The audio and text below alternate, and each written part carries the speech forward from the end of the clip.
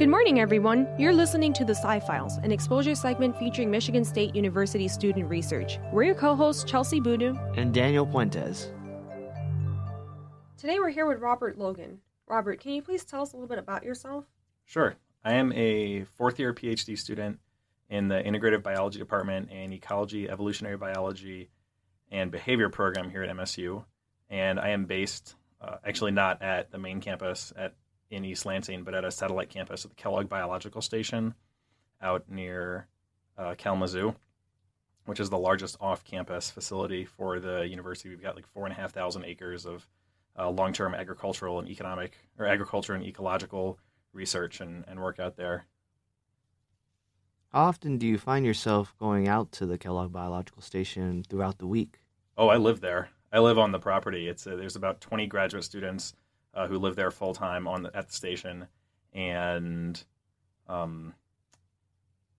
we do a range of work. My research isn't actually based at the station, but I live on three sides of my house. The field are one of the longest running agroecology research program fields in the country, just around there. So.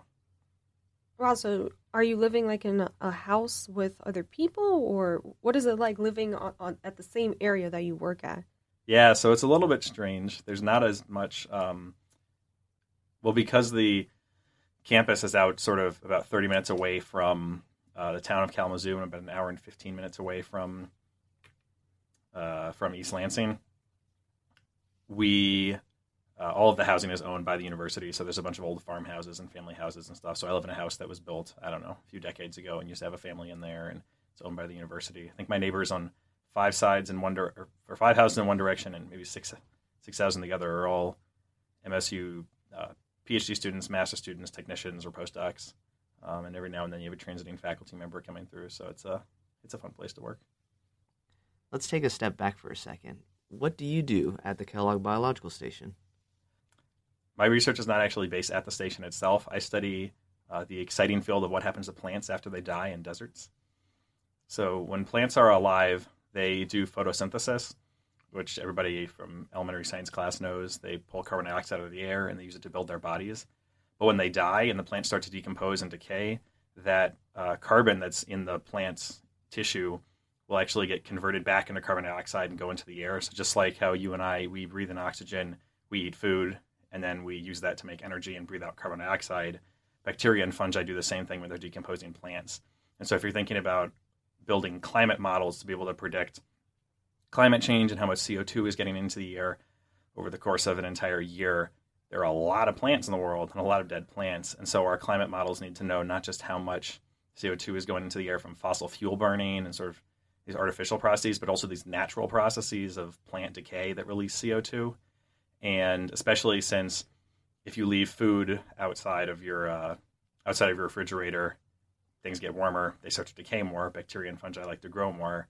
This is really important for understanding, since climates are going to get warmer and drier or colder, or warmer and drier in a lot of places or wetter in other places, the understanding how those things are sort of related can change climates down the way.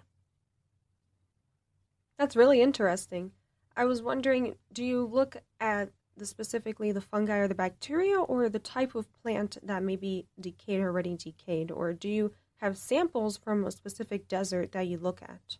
Yep. So my work is actually based in the Namib Desert in Namibia in southwestern Africa, which is a really cool study system because it's one of the driest places on the planet. So with the dry valleys of Antarctica, the Atacama Desert in Chile, and then the Namib Desert in Namibia, these are three of the driest places in the world. And I study what happens down there in order to understand what happens in sort of less extreme environments. Kind of like if you want to understand what happens in grasslands and prairies and other dry lands, which cover about a third of the surface of the Earth, if you can figure out how to make your model works in sort of the most extreme dry end of things, then it makes it a little bit easier to sort of backpedal and try to figure out how it works in less extreme environments as well. So, but you asked about the fungi and bacteria. Some of the work that we do is I get to go inside of a lab and I get to grow crazy-looking bacteria and fungi on petri dishes. I get to feed them different types of plants and see what they consume and how quickly they do it. I get to use fancy DNA sequencing techniques on samples that I bring back from Namibia to the lab at KBS, the Kellogg Biological Station, in order to understand who's living there, what kind of genes do they have, what are they capable of doing. And the most exciting part of my job is I actually get to go to Namibia about once or twice a year and set up experiments where I can actually track in real time how plants are changing and how things are sort of decaying over time, which is really exciting. So I get to set up experiments. I get to go and give them different types of moisture, so feed things rain and non-rain and fog and dew, and look at how all these different factors that drive decomposition interact in like a really, really cool, really, really beautiful environment as well. Besides this desert being one of the driest places on Earth, is there another reason why you're studying how plants decay in this location? One question that I get a lot is, well, that in terms of you work at Michigan State, you live out near Kalamazoo, why do you have to go to this crazy other place in order to understand what's happening in other places? If you want to know what's happening in wetter places or less extreme environments, why don't you just go there and study them? One of the hard parts is that you can learn, or one of the interesting things is you can learn a lot about a system when you study what happens at sort of the extreme ends of it. So, for example, we have a lot of climate models that we use to predict the effects of climate change and how ecosystems are going to respond if they get wetter or drier or warmer over the next few decades as a result of anthropogenic climate or human-caused climate change.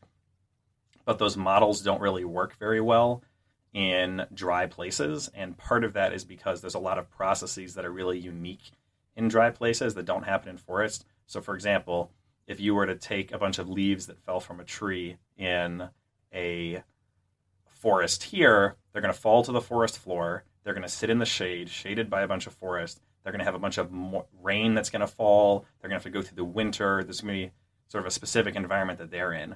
If you're in a prairie out in Colorado, or you're in a desert in Australia, or you're somewhere in Mongolia or sub-Saharan Africa in a really dry environment, you're going to have grasses and leaves that are going to fall, but they're going to be baked in sunlight. They're not going to get a lot of rain. And so what I study is how these other processes that are sort of unique to dry lands drive decomposition and decay and what happens there. And the really cool thing about this is a lot of the computer models that we have for understanding global climate change, they sort of assume, okay, well, you only have carbon dioxide being released from these systems when microbes are active.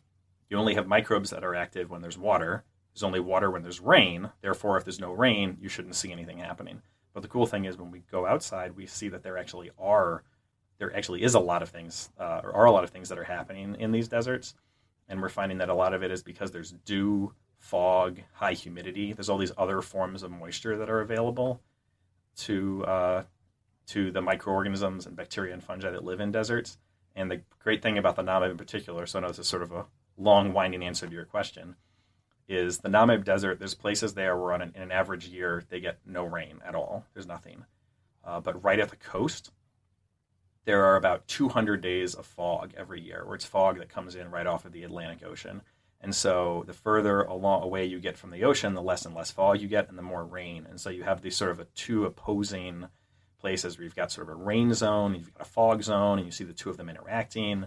You have this really high intensity sunlight, which can degrade plants. It's a process called photodegradation. So when light breaks things down, which anybody who's gotten sunburn outside or left a plastic toy outside knows that ultraviolet light from the sun can break things down. And seeing how that can change in this really dry place, it makes it sort of a really good experimental system where we can say, all right, in the absence of all rain, let's really just hone in and look at all these other types of moisture. And in the absence of a lot of shade, let's really, really focus in and try to see what's the role that sunlight plays. And hopefully if we can understand sort of specific mechanisms and specific details of how those processes work, then we can try to, it's a little bit easier to understand them in these relatively simple systems, whereas if you tried to do it in a forest or a bigger place where there's a lot of things going on, it's a lot harder. So, you mentioned the climate change model just now. I was wondering, can you explain how your research works with that model or against it? So climate change is happening. We know that this is happening, and we know that this is largely human-caused. A lot of the work that I do is less about sort of demonstrating that climate change is happening and the causes, and more looking at the consequences of it. So, for example, in a lot of ecosystems that rely on either very, very little rain or that receive very little rain, they rely very heavily on what we call non-rainfall moisture, so fog and dew and humidity. Think of like coastal fog out in Western California. There's a lot of plants and animals and even redwoods that rely a lot on fog. A lot of climate models we have actually predict that the fog that they receive is going to decrease in the future as the oceans start to warm up, and there's going to be less moisture that those plants are going to receive. Well, like I said a few minutes ago, in the Namib Desert, we have this really nice gradient where right at the coast we have 200 days of fog, but as you drive further and further away from there, we get less and less fog and less dew.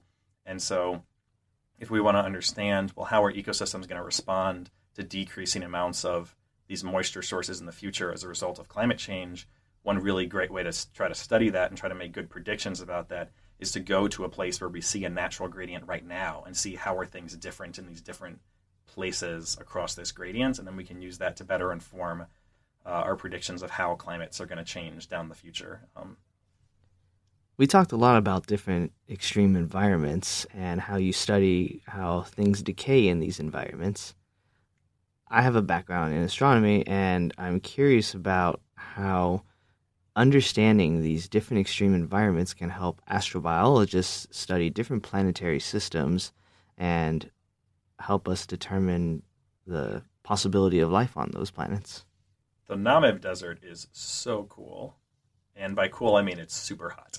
And there's really high intensity ultraviolet light. And there's hardly any water. And the soils have very, very low nutrients. They're often either volcanic rocks or sand. And so there's a lot of work being done, astrobiology work and NASA-funded work trying to study what types of organisms do live in these environments in order to understand what sorts of things could live elsewhere. We actually, as a side project, I have a side project. It's the Michigan Space Grant Consortium, which is a NASA-funded research group, funds Michigan graduate students at Michigan universities to do research anywhere on very broadly space-related themes. We've got a side project trying to study if you wanted to go to Mars and look at what sorts of things would live underneath the surface of Mars if you found like a tiny little seep of water coming up to the surface. Well, you've got a really, really dry, barren environment on the surface with maybe a little bit of water underneath the sand. What kind of things would live there? Well, let's try to go to an Earth analog and try to look at what sorts of things live in those environments there. So we've got some side projects that are happening around there too, trying to figure out what those are. Have there been any environments that you studied that are similar to otherworldly environments such as Mars that could apply the research that you've learned? Absolutely. So the Namib, in a lot of ways, at least on the surface, really looks very similar to places on Mars. The environment's very similar. It's very dry. In the evenings, it can get fairly cold. The soils doesn't have much going on. But things still live really, really long. As Jeff Goldblum said, life finds a way. And to reiterate that, we actually, as a side project, a couple of friends of mine and I are big sci-fi fans, and we went and watched the film 2001: Space Odyssey and noticed that many of the opening scenes with the sort of proto-human apes, many of those background photos were taken only 30 minutes away from where we worked, so at our field station out in the desert.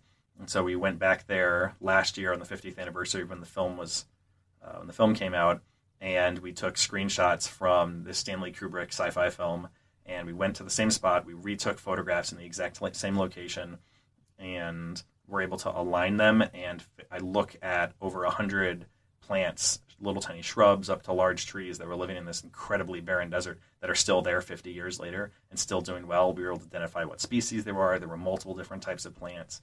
And so it's always amazing what kind of plants and like the ways that different organisms can survive in the harshest environments. It's also really cool when you can get data from iconic sci-fi movies that you liked as a kid and use that in published papers when you grow up. It seems like the sci-fi genre has had a really big influence on your life. How do you plan on using your love for science to further your career, and what do you plan on doing afterwards? You would think that someone in the fourth year of their Ph.D. would have more of a defined career goal in terms of next steps. There's still a lot of things that I want to work out with that. I really enjoy teaching. I really love going out into the field to do research. I've always been fascinated by space in all forms. And there's plenty of different options out there. There's like a bunch of different jobs I could do, but the two things I do know I really am interested in are field science and field biology, as well as teaching and mentoring in some capacity. And there's so many different possibilities out there that I'm still trying to narrow that down, but there's something cool about just doing and teaching science by itself that's what keeps pushing me forward right now. Hey, it's okay that you're in your fourth year and that you don't know what you want to do yet. I know a lot of people that are about to defend and still don't know them, so you have time. But I was wondering, what do you do with your spare time? Like, what do you do for fun all the way out in the Kellogg Biological Station? Well, my legs are tired and sore right now from going backpacking this weekend. We've got plenty of hiking trails, and we're right on Gull Lake, so there's a bunch of canoeing and stuff we can do. It's a little bit cold to do that right now, but KBS, the social environment out at the station is vibrant. We got trivia nights and game nights and receptions, which receptions might not sound like work receptions might not have the best reputation in some fields, but we definitely know how to make fun parties. What made you choose to come to Michigan State University to pursue your doctorate degree in the first place? I came here to work with Sarah Evans, who is my advisor. I applied to one graduate school, one program to work with one professor. It was very convenient. Sarah was a first-year professor starting her lab and trying to establish a research program in Namibia in the Namib Desert. I was a research technician working in the Namib, trying desperately to find some professor somewhere back home who was willing to send me back to Namibia. And we got in touch, and it worked out great. I will say, for anybody who's looking at graduate school or looking to continue on in science in some form, I mean, at some point, just talk to as many people as you possibly can. My advisor here, who I've been working with for 4.5 years right now, we first got connected when we were just chatting at a coffee shop when I was in college, and she was just coming over as a visiting speaker, and that tiny little discussion turned into a couple of emails, and then we just sort of stay in touch over the years, and then here I am more than half a decade later working really closely with this colleague on a lot of the same work. People love to talk about what they do, and people love to talk about the things that are really excited. I like to do that. I'll talk about sci-fi, I'll talk about space, I'll talk about the Namib, we'll talk about really cool scenes that we have, and just like beautiful vistas out there. I'll talk about backpacking, hiking, like all my hobbies. And so when you're really like passionate about something and you run into somebody else who also is really passionate about that, just chat, pick their brain, and yeah, maybe later you could work with them, but just feel free to share enthusiasm. That's really cool that you knew your boss before you even were working with her, that you met her like that. I was wondering, did you always know that you wanted to work in this field, or did you figure it out when you were visiting labs and talking to different professors about what they do? I've always known that I was interested in science. I first got interested in biology when I was in high school, actually through an urban farming class that I did in high school, and that really got me thinking about being outside and the ways that plants can, I mean, it's pretty basic, but I mean, think about it. Plants literally take dirt, rain, and air and sunlight and like build things out of them. That's kind of insane. So that kind of really got me into that. Then when I got into college, I started thinking more about conservation and how can we sort of use biology as a tool to help not only understand the world, but help make things a little bit better, which is what got me into the climate change aspect of things. And then after I graduated from college, went and got a job doing education outreach and research in Namibia at this field station that I work at. Thank you so much, Rob, for joining us in this interview today. We really appreciate you sharing all of that incredible research that you're doing right now. My closing question to you then is, what was it like working in an international field station, and what advice would you give to anyone that is interested in going across borders to perform this incredible research? It's awesome. Namibia is a beautiful country. It is a beautiful place to work. And my colleagues down there are amazing and some of the best people that I know. I'd say one of the hardest parts about doing field work internationally is really just logistics. You got to do permits, you got to do papers, you got to do travel, you got to get visas, you got to get import permits, you got to export permits, all of that. But the insights that we get from going to some of these really extreme environments and really digging in and asking these really hard questions about the biology and ecology of what's happening here, and what we get, the knowledge and information we can get out of that, and how that informs our understanding of climate change, I think is really worth it. The second part too is one of the really hard parts about when I first went down there is not only not knowing anything about the system itself, but also not knowing the people, not knowing a lot of the culture. And I think over the last 7 years that I've been working in Namibia, because I started working there before I came to Michigan State, I have made a tremendous number of colleagues, or made a tremendous number of friends, and met a tremendous number of colleagues down in Namibia who really make the work worth it. There's a lot of folks down there who are doing tremendous work, sort of pushing the boundaries of knowledge, and I definitely believe that I learn a lot more from them every time I go down than they learn from me. I'm lucky to get to work there. So, and you also asked about advice for anybody else who wants to work internationally. I would say that science increasingly is becoming collaborative, and it's becoming a partnership where you can work with a lot of people. I think the stereotype of some old white man in a lab coat sitting in a lab somewhere mixing chemicals is not really an accurate depiction of what science looks like these days. It's lots of teams, it's lots of international groups, it's lots of people getting together to work on answering these really challenging questions. And so if you really are interested in science, and especially if you're interested in doing international work, obviously there's always the easy stuff of study hard, read books, go to the library. Those are all really good, really important things. But you got to be a people person. You got to talk to people. You should learn about how to work together on teams, chat with people from different places, travel a bit if you have the resources and opportunity to do so, if you're lucky enough to do that. But yeah, science is all about working with each other in order to learn about the world. So don't discount the value of just, I don't know how else to put it, just be a good person, be good at working on teams. Thanks so much, Rob. Thanks a lot for joining us. I really appreciate the input that you gave us. Yeah, thanks y'all. This was really fun. Thank you to all of our listeners that joined us this week. And remember, the truth is in the science. Any comments and questions can be directed to Sci-Files at impact89fm.org. We'll see you all next week on Sci-Files.